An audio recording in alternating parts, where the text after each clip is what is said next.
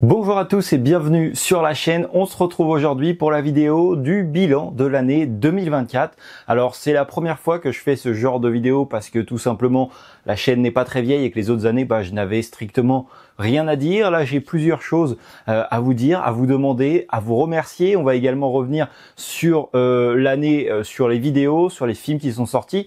Donc tout sera dans cette vidéo. Il n'y aura pas de top des films, de flop des films. Tout sera réuni dans cette vidéo qui durera pas trop longtemps, j'espère. Mais voilà, donc avant de commencer, je voulais vous souhaiter déjà à tous et à toutes une bonne année 2025. J'espère qu'elle sera vraiment géniale pour vous. Et avant de continuer sur cette vidéo, j'ai une question à vous poser ou j'ai besoin de votre avis en commentaire. Alors si il n'y a pas de réponse sur cette vidéo, je ferai comme bon me semble. Mais pour ceux qui me suivent depuis le tout début, la chaîne à la base s'appelait LD Cinéma. Après quelques mois de vidéos de présence sur cette chaîne, j'ai décidé de la renommer LD Ciné Endgame, tout simplement parce que j'avais envie de jouer aux jeux vidéo à ce moment-là. Je me suis dit, en fait j'ai envie de le partager avec vous. Et j'ai l'impression que c'est quelque chose que je n'aurais pas dû faire de cette façon-là. J'aurais dû créer une deuxième chaîne pour le jeu vidéo, pour pouvoir y partager tout ce que je voulais concernant le jeu vidéo et garder celle-ci que pour le cinéma. Donc j'aimerais savoir, est-ce que ça vous irait si on sépare la chaîne en deux? Je rechange le nom de cette chaîne pour la dernière fois parce que je ne vais pas faire que ça et celle-ci serait centrée que sur le cinéma. Je pense que tous ceux qui sont sur cette chaîne, la 99,9% sont là pour le cinéma parce que je fais quasiment que des vidéos de cinéma, de collection, on critique des films, etc. Il y a très peu de jeux vidéo pour plusieurs raisons. C'est que ça a toujours été au second plan. Le cinéma est priorisé, donc le jeu vidéo, c'est quand j'ai le temps, quand j'ai envie, et j'ai également des problèmes avec le matériel pour pouvoir faire des vidéos de cinéma puisque ma tour d'ordinateur commence à fatiguer, a du mal à supporter la webcam, le logiciel, enregistrer en même temps l'image et se suffire à lui-même, donc ça devient assez compliqué de faire du jeu vidéo, donc c'est pour ça qu'il n'y en a pas plus que ça.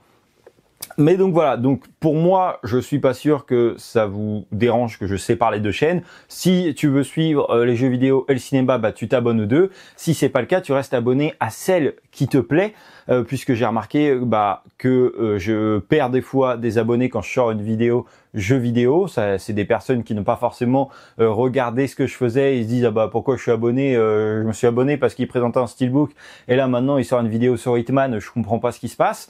Et j'ai oublié ce que je voulais dire. Et puis ça y est, je viens de retrouver les jeux vidéo font aussi beaucoup moins de vues. Alors ce qui est totalement normal parce que comme je le disais, les gens sont là pour le cinéma et pas pour le jeu vidéo. Donc voilà, ceci étant dit, je vous invite à me donner votre avis en commentaire. Et puis si personne se manifeste ou peu de personnes, je séparerai les deux chaînes. J'ai déjà commencé à travailler sur les logos. Normalement, ils sont quasiment finis. Vous allez voir aussi que l'outro va changer. Ça sera la même sur les deux, mais elle est moins personnalisée, elle est plus sobre. Je préfère, voilà. J'ai retravaillé plein de designs, même si vous avez vu que le logo a déjà rechangé parce que j'avais refait quelque chose, etc. Tout devrait changer d'ici peu et ne plus bouger si vous êtes d'accord avec ça. Donc voilà, n'hésitez pas à me donner votre avis en commentaire. Bon, maintenant que ceci est dit, j'aimerais maintenant vous remercier puisqu'on a passé les 1000 abonnés cette année. Alors oui, on reste une toute petite chaîne, mais je suis quand même extrêmement content d'en arriver là. Pour devenir peut-être par la suite une grosse chaîne, il faut bien passer par le début. Donc c'est vraiment cool, on a atteint cet objectif.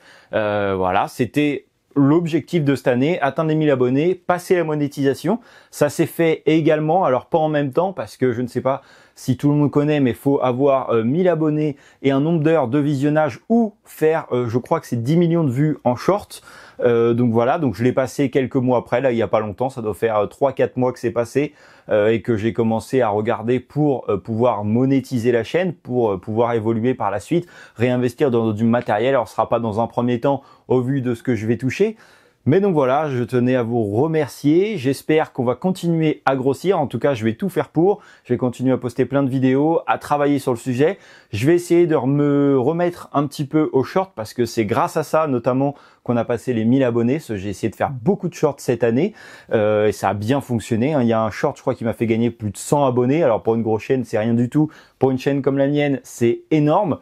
Donc voilà, faut que je me remette à travailler là-dessus. J'ai un petit problème avec le logiciel que j'utilise parce que j'ai utilisé tous les crédits gratuits pour mettre des sous-titres. Donc maintenant, si je veux mettre des sous-titres, bah faut que je paye.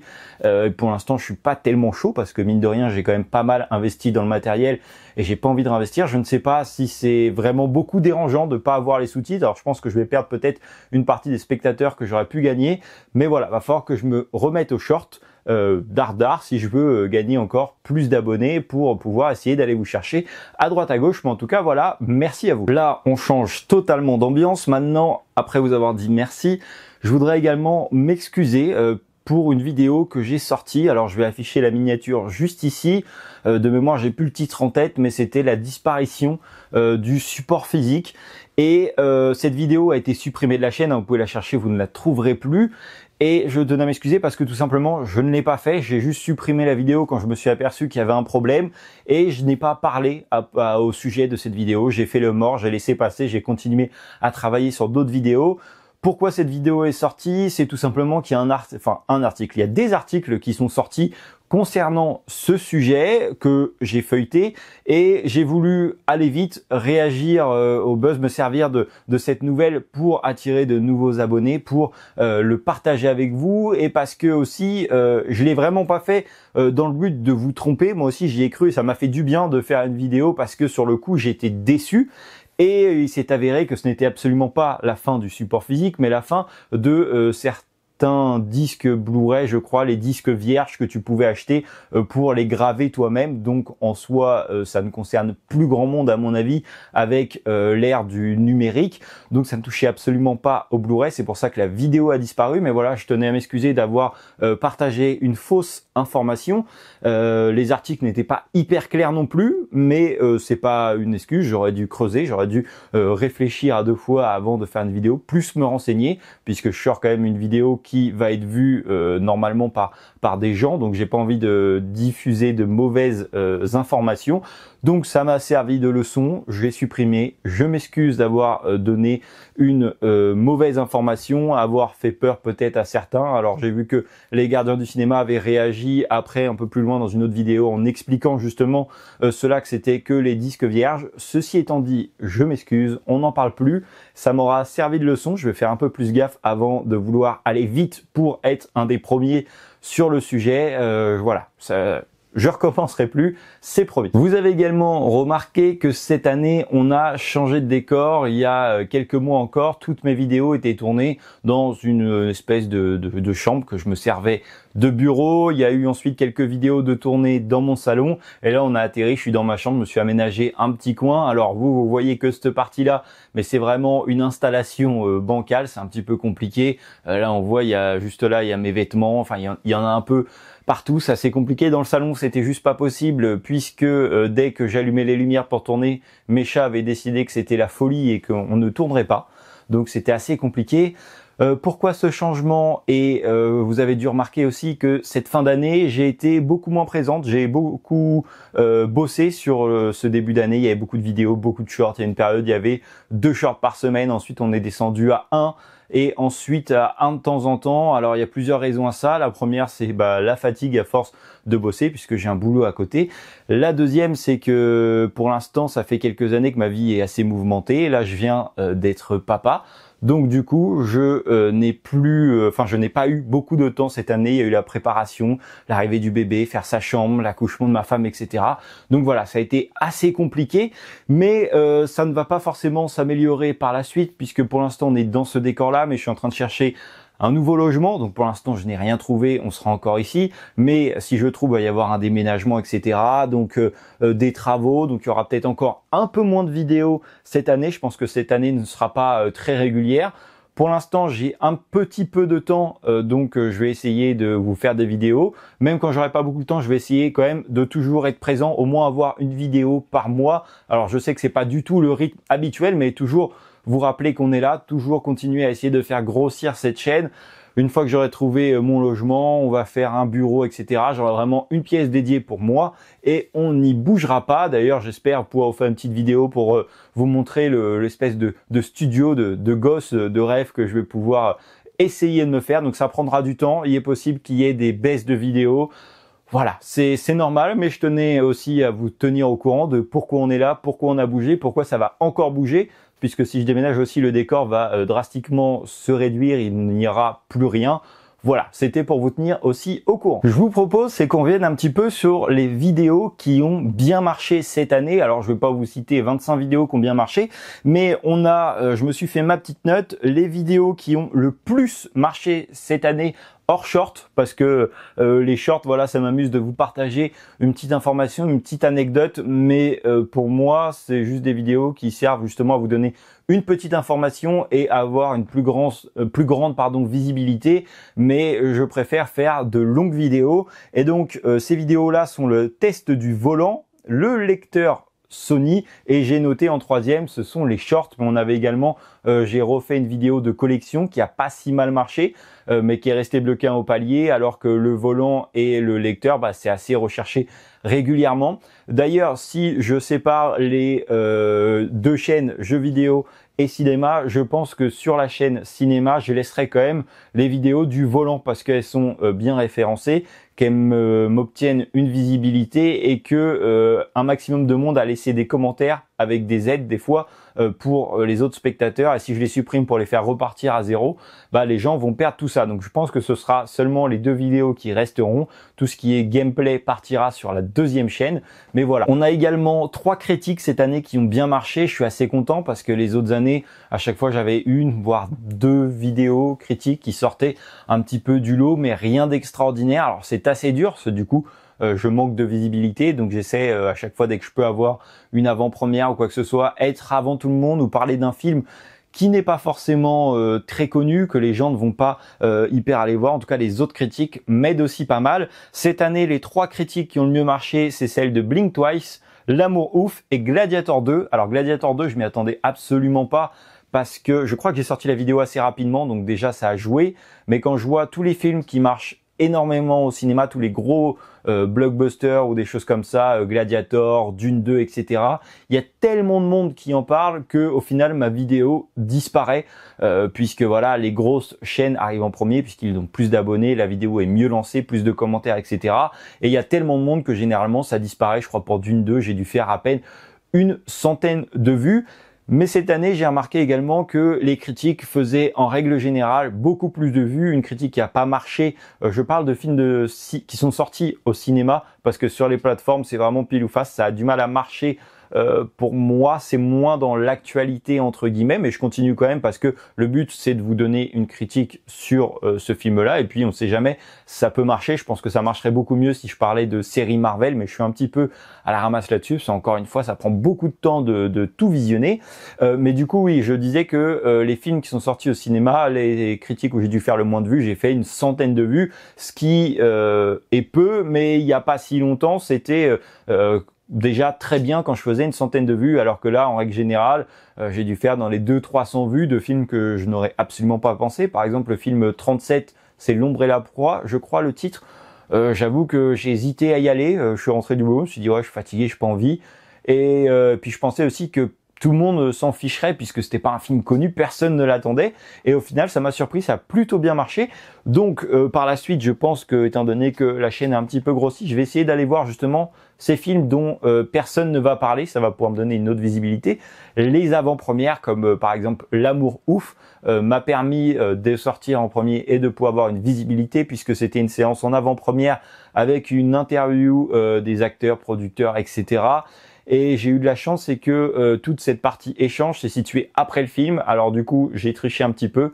Je suis parti à la fin de la séance, pas parce que j'avais pas envie de les voir, mais pour pouvoir être un des premiers à sortir la vidéo. J'ai été récompensé là-dessus, donc je suis plutôt content. Et puis Blink Twice aussi, c'est une vidéo qui a bien marché. Je crois que personne enfin pas grand monde en tout cas, on a parlé tout de suite à la sortie, donc j'ai bien été référencé, c'est tant mieux, c'est le genre de film que j'aime bien aller voir, qui est un peu tordu, et à chaque fois ça m'a aussi pas si mal, puisque c'est la critique qui est la plus vue de la chaîne, c'est celle du film Le Menu, qui cumule plus de 4000 vues, que j'avais sorti une des premières années, je crois ma première année de critique, et donc voilà, à chaque fois c'est les vidéos qui font le plus de vues, donc je suis assez content. Bon, avant de parler des tops et des flops des films sortis cette année, je vous propose quelques chiffres sur la chaîne et les objectifs pour l'année prochaine. Donc cette année on a cumulé plus de 224 000 vues, donc en comptant bien sûr les shorts, à chaque fois c'est compris dedans. On a cumulé plus de 5600 heures et j'ai gagné, à chaque fois je dis la chaîne a gagné 678 abonnés cette année, donc c'est plus du double par rapport à l'année dernière. Encore une fois, grâce aux shorts, cette année j'ai envie et j'espère que je vais y arriver à atteindre les 2000 abonnés pour l'année prochaine. En soi, ça fera pas beaucoup plus que cette année, hein. Là, j'ai plus que doublé. Là, je gagnerai à peine quelques abonnés en plus. Ça fera dans les 700 abonnés par rapport pour atteindre les 2000 abonnés. Donc, ça fera 22 abonnés de plus que cette année. Mais d'un autre sens, je vais faire beaucoup moins de shorts. Donc, je m'attends pas non plus à doubler mon nombre d'abonnés. J'espère que je vais y arriver. C'est un objectif parce que j'espère grossir encore. On verra bien, rendez-vous l'année prochaine pour voir si j'ai réussi ou pas. Bon, pour finir cette vidéo, je vous propose qu'on vienne sur les films qui sont sortis cette année, ceux que j'ai adorés, et à l'inverse, ceux que je n'ai pas du tout aimé. Alors voilà, j'ai fait que ça, tous ceux qui ont été sympas mais sans plus, on va pas revenir sur tous les films de cette année. De toute manière, il n'y a pas eu énormément de sorties cette année, c'était une année très faible en cinéma. Je pense que l'année qui vient, l'année 2025, ça va pas du tout être la même. C'est pour ça également aussi qu'il y a eu beaucoup moins de critiques sur la chaîne. J'ai regardé, alors j'ai pas le nombre, mais par rapport à l'année d'avant, il y a quasiment rien du tout. Les films que je n'ai pas du tout aimé, on a bien sûr Joker 2. Alors après, je n'avais déjà pas aimé le premier, même si à chaque fois tout le monde se révolte dans les commentaires quand je dis que j'aime pas Joker avec Joaquin Phoenix. Voilà, moi c'était vraiment pas mon kiff. Et là, le deuxième volet, c'était encore pire. La comédie musicale qu'ils ont sorti, c'est vraiment pas du tout pour moi. Et j'ai regardé aussi la critique de Durandal qui parlait de justement Joker 2 et qui disait que même pour une comédie musicale, il y avait trop de musique. Et il a raison quand il l'a dit. Du coup, en fait, t'as une musique toutes les 2-3 minutes. C'est beaucoup trop pour moi. Voilà, plus le fait que je n'avais pas aimé l'univers, ça racontait pas des masses grand chose. Donc c'était pas extraordinaire. Un autre film également que je n'ai pas des masses apprécié, c'était Megalopolis. Alors j'avoue que j'y avais été sans rien attendre de particulier de ce film. J'avais vu les extraits, je me suis dit oh je comprends pas trop sur quoi on va aller, mais pourquoi pas. Au final, j'ai pas du tout aimé, j'ai pas compris le principe de ce film, j'ai pas compris l'univers, j'ai pas adhéré à l'univers non plus. Il y a aucun moment où je me suis retrouvé à fond dedans. Ça a été une séance assez longue.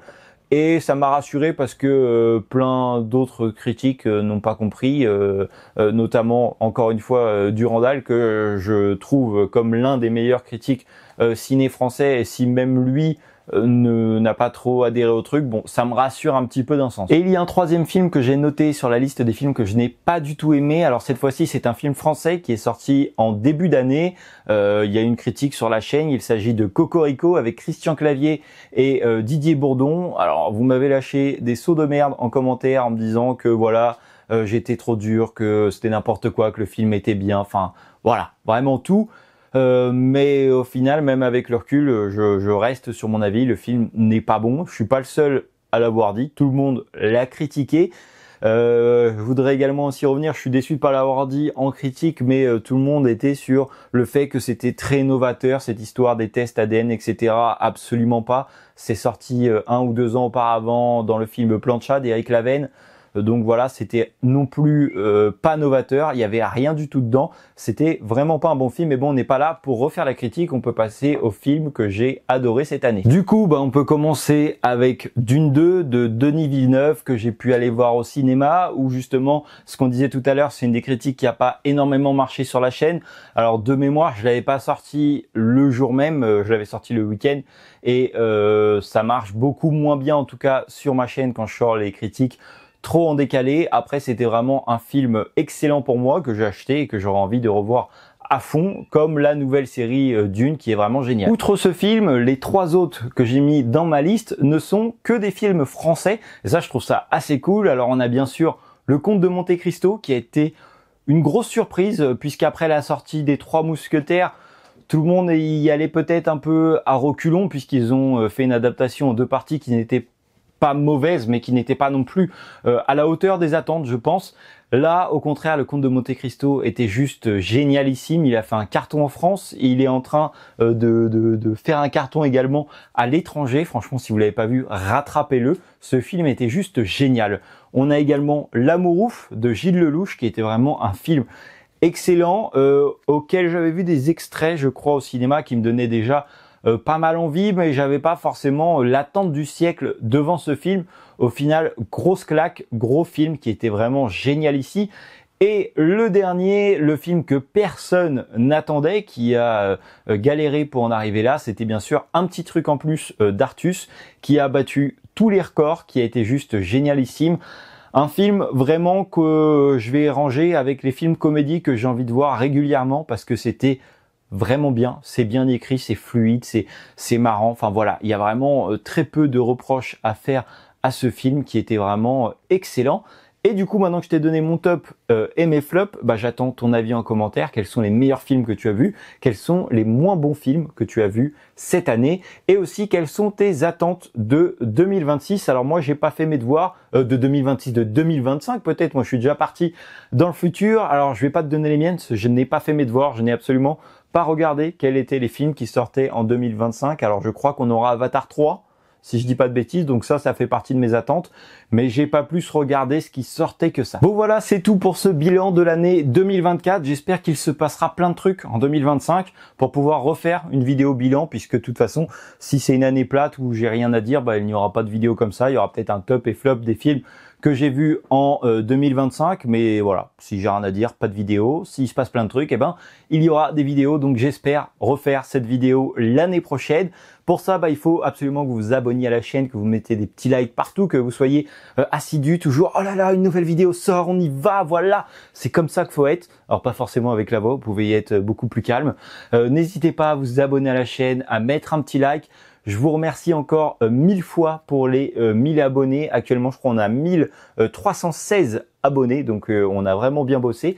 Faut que ça continue à monter, faut qu'on grossisse, qu'on devienne énorme, que personne ne puisse nous louper.